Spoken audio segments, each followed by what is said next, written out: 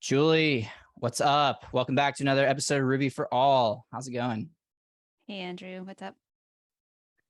I am living the life, doing a lot of UI stuff this week. And my attention for detail is not strong, but I am good at UI stuff. But our designer came back. I thought I was done. Our designer came back with like 25 things I missed. And I was like, oh, oops. But we move. I think today we are going to talk about getting into open source for the first time or as a junior. Have you contributed any open source? Yes, I have, but it took me a long time before I got the nerve to start contributing. I think for me, my experience was I could have started a year earlier than I did, but I didn't have anybody to walk me through. And I found Ruby for Good to be super helpful because, well, one, I actually had someone help me along the way. They were also contributing to Ruby for Good, and Ruby for Good has office hours. So I was part of the Casa project. And it's funny, I don't think this is how I met Colin Gilbert, but I had Colin come back a couple of times to the office hours to see the new folks. Nice. That's actually how I met Colin.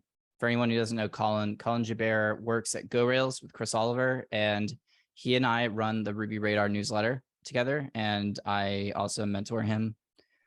We meet every week and chat about stuff. So yeah, Colin has become a great friend, and I met him through Ruby for Good because I didn't really have enough time, I think, or I don't want to say interest. I think I had the interest, but I just knew I didn't really have the bandwidth to like just kind of go in and start banging out issues. But I wanted to help. And so I offered to pair with any junior who was working on Ruby for Good and wanted someone to, help them out or anything. And I think that was before I knew about the office hours, but he was the only one who ever reached out and was like, hey, I would love to pair. And so we paired on an issue, got it fixed up pretty quickly, if I remember correctly.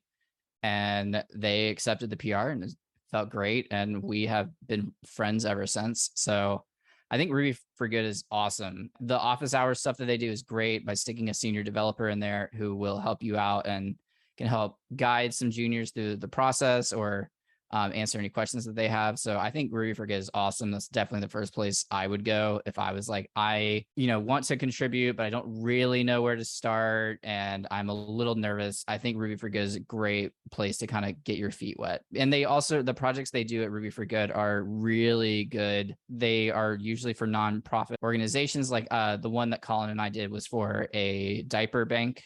And so, yeah, they're doing really cool stuff over there if you're interested, and definitely support them however you can. If you're not a junior, not interested in doing the actual coding side, I think they take donations. I think they're looking for help for leading these projects. So yeah, definitely check that out.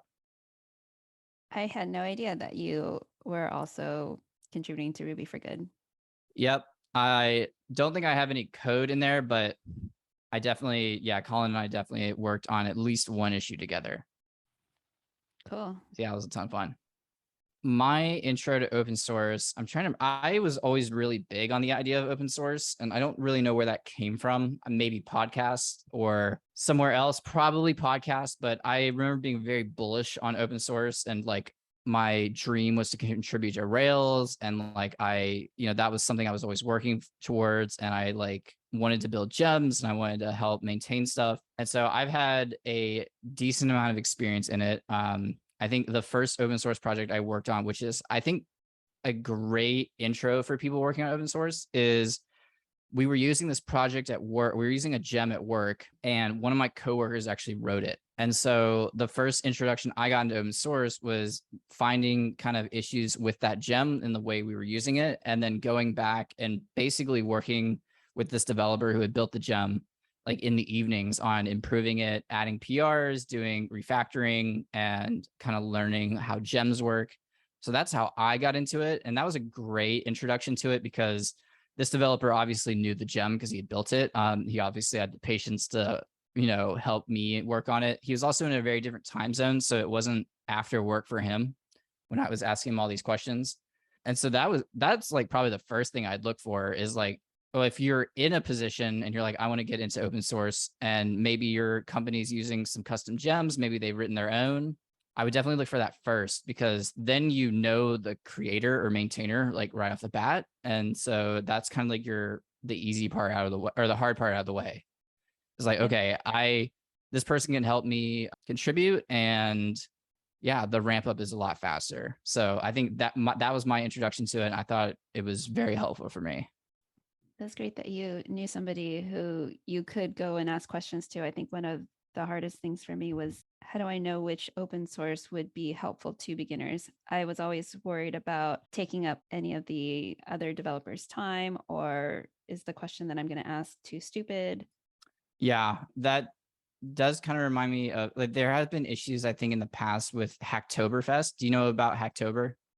I know a little bit, something about the month of October being when people start hacking away. I don't know the details, but I think there's like an events that you can earn prizes, I believe. Yes, exactly. So DigitalOcean runs Hacktober, and it's basically this thing where you can, if you contribute to a certain number of projects or open a certain amount of PRs that get accepted, then you get a free t-shirt. And I think I have 2 or 3 of them, but the problem with that is that it kind of encourages low impact changes, and it can really overwhelm open source projects, unfortunately. I mean, that we're not talking about that right now, but it is kind of mindful of, like, when you're coming into a project and you want to contribute, there are very low hanging fruits that sometimes you can do, right? Like, you could go fix typos in the README. And if they're actual typos, then I'm sure that would be welcome. But then there are things like reformatting markdown tables and, like these little things that don't really have any impact on the project. Like, they're kind of just, trying to boost their PR stats. I would try to stay away from anything like that and just try to be very intentional about it. But it is hard when you come into a project and you're like, I want to contribute, but I don't really know where to start. And you start looking through the issues and you're like, I don't know. And it's hard to find like a project to begin with, which is why there's certain tools out there and certain services that kind of try to help out with this. Like, GitHub has this issue label now that they apply by default called good first issue.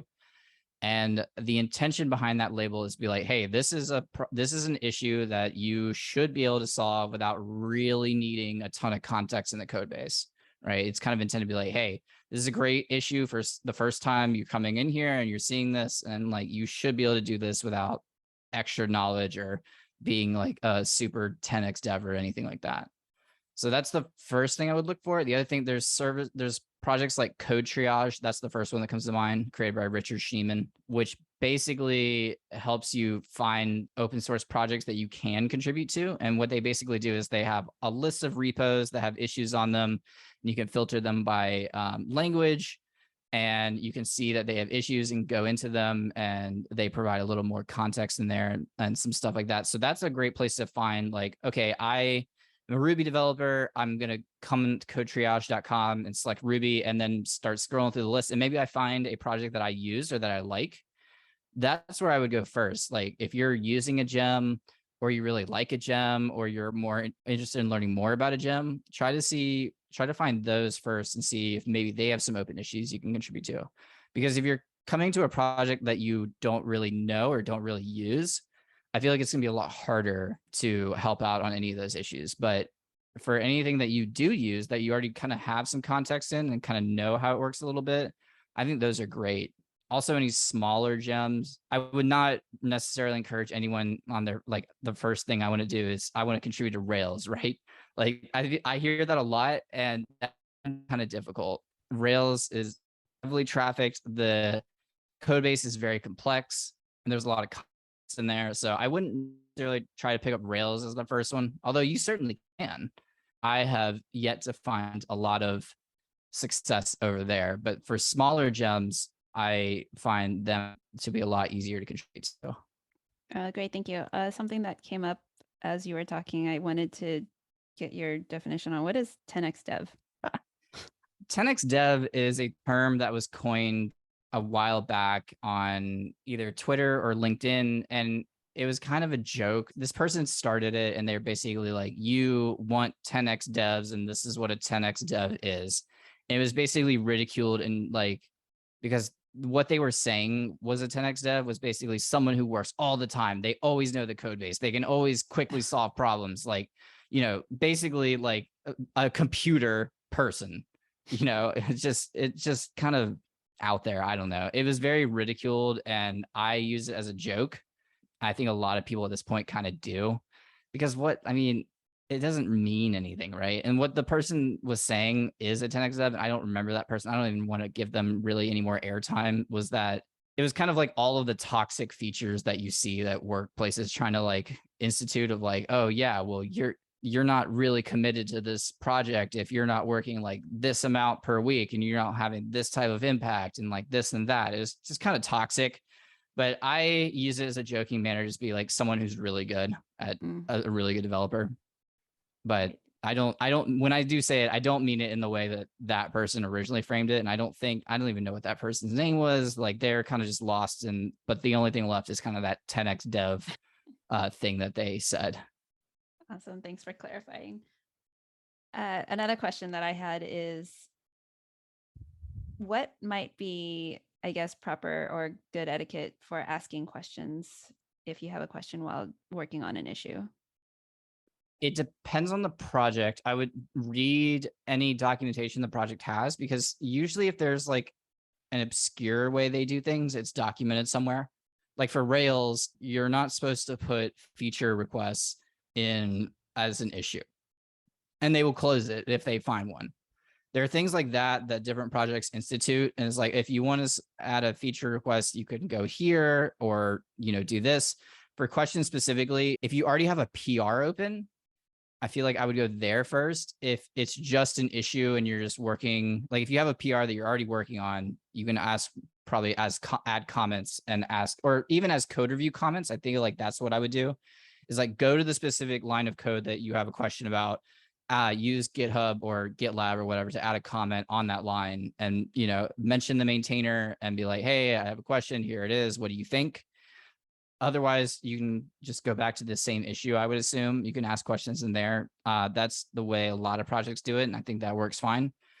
I think the only thing is you kind of have to gauge the responsiveness of the maintainer or maintainers. Is like if you're looking on a project and you're like, oh, this would be great to contribute to, but the maintainer is not active and they're not really doing much to the gem, or the gem hasn't received any updates in a long time, that may not be the best place to go, especially if you do think you're going to have questions, because if that maintainer is not going to answer, then you're kind of stuck. Or if they're not ever going to look at the PR that you made, then you're kind of stuck. So you got to keep that in mind. But yeah, I think sometimes they have Discords as well. That would definitely be, I would look for that first, because if they have a community already, then chances are people in that community will be able to help you, not just the maintainers. So yeah, I would look for any communities first.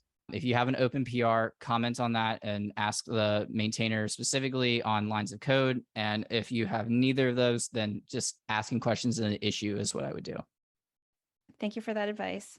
What would you say is an average turnaround time for issues? Something that really worried me in the beginning is I didn't want to pick up anything because I thought it might take me too long to solve the issue. And since this is either on my own time or in my spare time, I wanted to make sure that the issue wasn't urgent. Yeah, I feel like everyone's going to do this differently. But what I would say is that if it's an urgent issue, then the maintainer's probably handling it themselves, or they're kind of following up with you. Maybe if you've already said that you are working on it. I would imagine if it was my project and there was something broken and the gem wasn't usable, I feel like as the maintainer, that's kind of where you step up and fix it. So I feel like unless they say something on the issue, I feel like you can take as much time as you want. Now, in doing that, you run the chance that someone else comes behind you and is like, oh, I know how to solve this, and then solves it, and then before you do. So you do run that risk.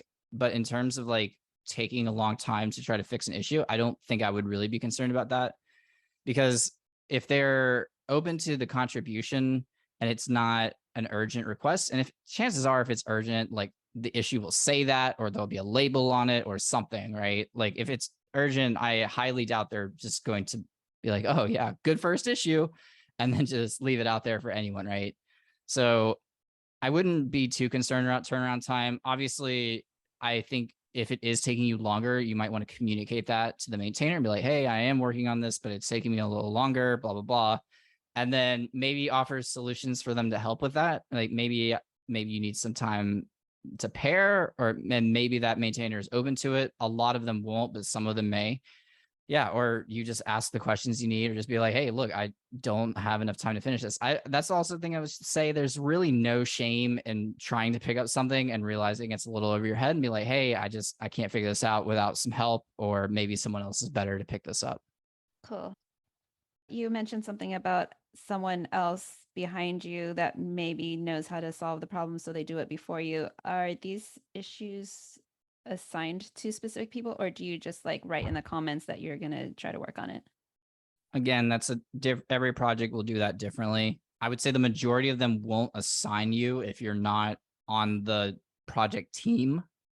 So yeah, I would say that it's usually like you're in the issues and you're like, hey, I can solve this. And then you kind of just go out and do it. And maybe they assign it to you. I don't know if I've actually seen one that does do that before, but so typically it'll just be something in the issue comments of like, hey, I'm working on this, and then letting the maintainer know.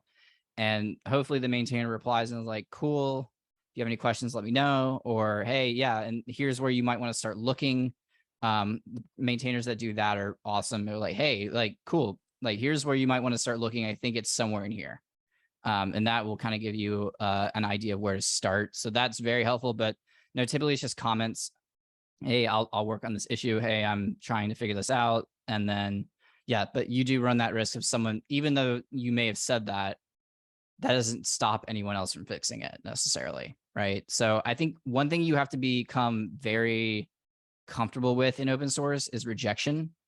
And I think you have to become comfortable with that in like very many aspects of technology, but specifically in this context, yeah, you have to be okay with rejection, because you might work really hard on a PR and it's great and you think it's awesome, and the maintainer's just like, no, sorry. And you just have to be okay with that, right? Because you have to trust that they understand the project and they're trying to do what's best for it. Like when you're a maintainer, like one thing that you have to kind of keep in mind is that for every new piece of code that comes in, that's more code that you have to maintain. And if you don't write it, then you're going to have to then figure it out if it's broken, right? So sometimes people come in with these massive PRs that change all this stuff, and you're just like, no way, because I don't really, you're doing all this stuff. I'm not interested in supporting it. Like if I have to support it, then I have to learn this and that and all this other stuff. Chris runs into this sometimes on his gem called Pay, where someone will be like, hey, I want to introduce support for this payment provider that no one's ever heard of. But now if Chris accepts that PR, then he has to then maintain and support and fix that if it breaks. And if the other person who implemented it, it just adds it and ghosts, then you're kind of stuck with it. So rejection happens a lot in open source. Don't take it personally. It's not necessarily because you did bad work. It's probably a lot more behind like, oh, well, I don't want to support this, or I don't want the scope of the gem to increase, or I'm just not interested in this feature. Because a lot of people make gems for themselves and for their purposes and what they're working on. So it's like, if you come in and you're like, oh, I want to do all this other stuff, and suddenly it's not going to work the same way that they want it to, they'll be like, probably not. Thank you so much for bringing that up. I think that'll be very helpful to keep that in mind for when things like that does happen. I'm not taking it personally. Yeah. One more question that I had is, if you happen to come across a bug and you kind of solve this bug yourself, do you need to create an issue for it, or can you just open a PR? Maybe it depends on the project. I think once again, it kind of depends. I think if you already know the fix, then I don't see any issue with opening the PR first. It's always great to link back to an issue. Some projects in their PR template will want you to link back to the issue. And so at that point, you may want to create it, or you could just open the PR and be like, hey, there wasn't an issue for this, but I found it. Do you want me to make an issue for it? And they might be like, yes, or they may be like, no. It depends on how they're running the project. For me, in my projects, if you came in and fixed an issue, I don't need an issue for that, right? Because I'm like, oh, okay, I see, because like they showed me it was broken because of these test cases, and I can see now it's fixed. I don't need an issue for that. I can just, merge it and move on. But the bigger the project, the more process they have. So I would definitely just kind of look and once again read any of the contributing documentation that they have, like in the repo or in the README, or maybe on their website or whatever. Cool. Thank you. So yeah, that's those are a few things around kind of getting started. But yeah, I will harp back to the getting okay with rejection, because it will happen a lot. I mean, I've had a lot of my changes rejected. I've had a lot of things people are like, I'm like, this is an issue, and they're like, it may be, but we don't care, and close the issue. And that's just, it just happens. And I think you kind of have to just understand that that will happen and just be okay with it. It's not about you, it's about them, right? And what they think they can maintain or what they want to support, and it's their project. I was going to ask you another question about if finding an open source project to contribute to is kind of like dating, where the first one might not be the best fit for you. Yes. Oh God, I don't want to talk about dating. Yes, it is very hard to find something that's compatible for you, right? Because you have the things that you're good at and your strengths and your weaknesses, and you need to find a project where you can exemplify those strengths, and maybe you find ways to improve on your weaknesses. Like I've gone to a few gyms in the past and be like, okay, I'm not really strong on how this works, but maybe if I fix an issue, then I'll understand how the code works internally, and then I'll understand the gem better and how I can use it. But yes, not every project you go to will be a good fit. Sometimes the maintainer won't be a good fit, right? Like I mentioned, that they might not be around, or they might not actively be maintaining it. So you have to find a maintainer that's maintaining it, who's willing to accept outside help with good issues, good, well-written issues. And so, yeah, it is kind of like dating in that sense of where you might try to, like, the first thing you try to fix, you might spend like a couple days on and never be able to fix. So you kind of just have to put that down and move on to the next thing. Cool. Well, instead of dating, we could also say finding a therapist. There you go. No, you're absolutely right. Not everything will be a good fit. And I think that's just like with companies, with, anything you kind of do, like you'll be like, all right, this isn't really working, and maybe the maintainer is just not helpful. Maybe you're just not able to grok the code, whatever it is.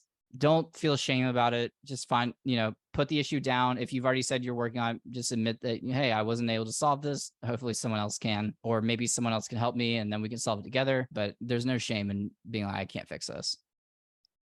That's a good point. I have come across a couple of issues where someone had to put it down for various reasons, and I've never thought anything of that. Yeah.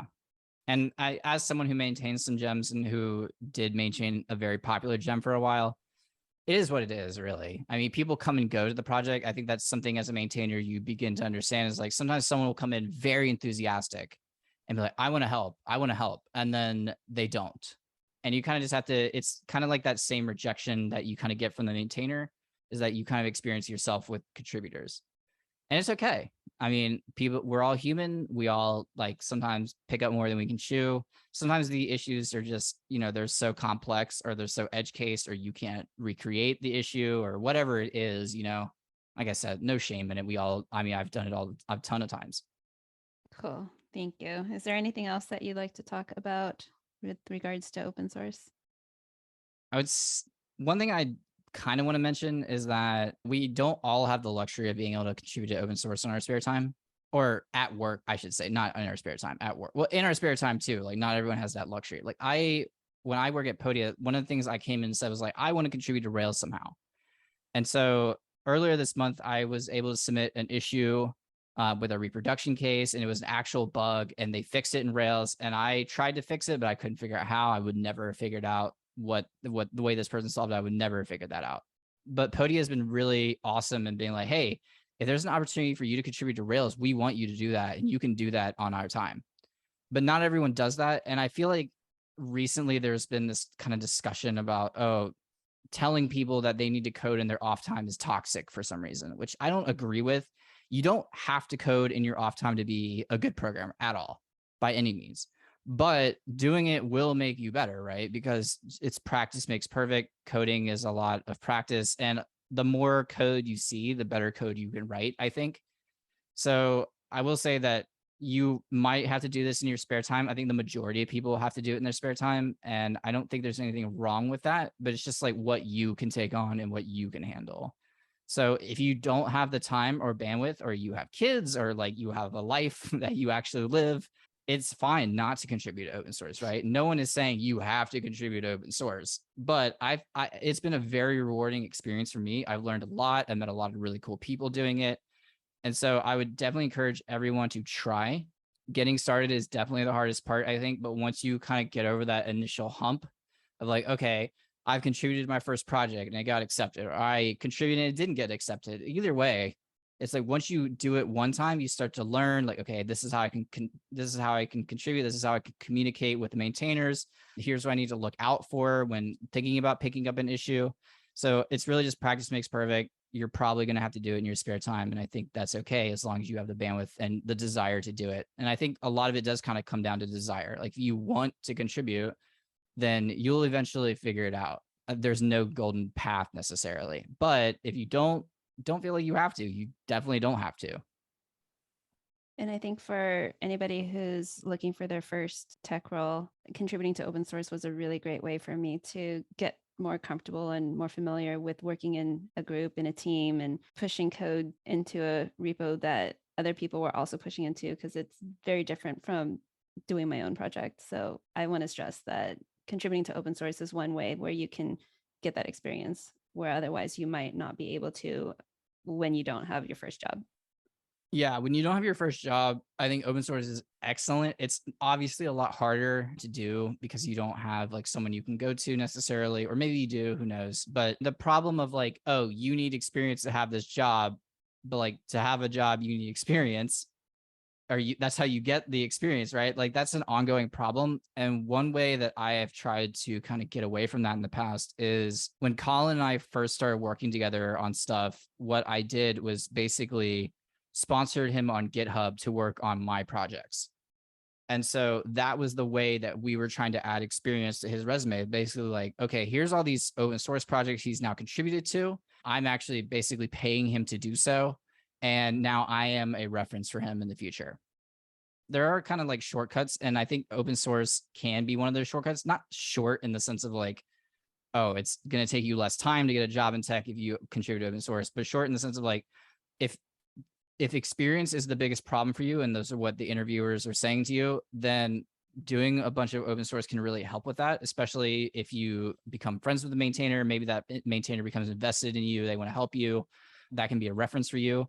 It's also, it looks great on a resume or on like a GitHub profile. If I go and see, oh, this person's contributed this gem and this gem, instead of like, oh, this person has gone through every single Rails tutorial and built like that tutorial project. Like that's great. But open source definitely also exhibits the fact that you can communicate. You can communicate written terms. You can go through code review. You can, do all these other things that, like we've talked about in the past, are very important, but outside of the coding part of being a developer. So I think it demonstrates a lot when I see someone who has contributed to open source. Awesome. There's so much good tips and advice in this episode for open source. Thank you, Andrew. Yeah. And I think that kind of puts us right on time. Anyone listening, if you listen to this episode and you're inspired and you create your first open source commit or your own open source project or whatever it is, let us know so we can see it and so we can congratulate you and keep rooting for you. Awesome. Well, Julie, have an awesome rest of your day. The rest of you, we will see you next week. Bye, everyone. Bye.